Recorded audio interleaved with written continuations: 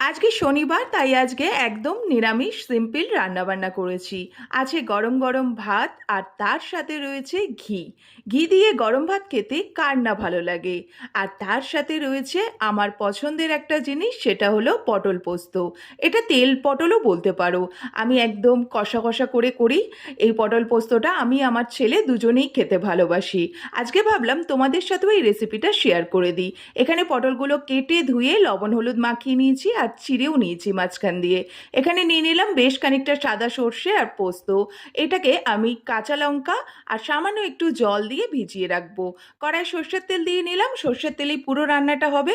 তেল গরম হয়ে গেলে পটলগুলো দিয়ে লাল লাল করে ভেজে নিতে হবে।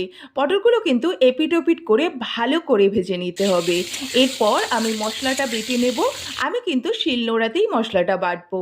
তোমরা চাইলে মিক্সিতেও বেটে নিতে পারো, তবে শিলনোড়ায় বাটলে খাওয়ার স্বাদটাই বদলে যায়। একদম মিহি করে বেটে নিয়েছি, আর এখানে পটলগুলো ভেজে তুলে নিয়েছি। ওই একই তেলের মধ্যে কালো জিরে, কাঁচা লঙ্কা, কেটে রাখা টমেটো দিয়ে নেব। দিয়ে ভালো করে নাড়িয়ে চাড়িয়ে স্বাদ মতন লবণ, হলুদ গুঁড়ো দিয়ে আবারও ভালো করে নাড়িয়ে চাড়িয়ে টমেটোগুলো গলে আসা পর্যন্ত অপেক্ষা করব। তারপর টমেটোগুলো গলে আসলে ভালোভাবে মিশিয়ে নিয়ে আগে থেকে তৈরি করে রাখা মশলাটা এর মধ্যে দিয়ে দেবো।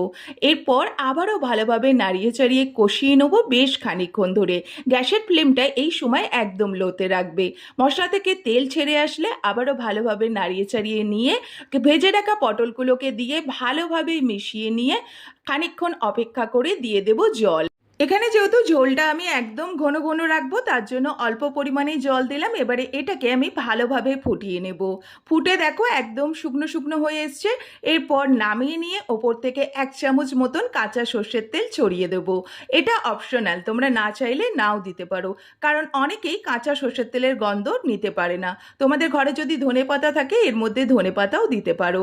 তবে এইভাবে রেসিপিটা একবার বাড়িতে ট্রাই করে দেখো, আশা করি তোমাদের ভীষণ ভালো লাগবে।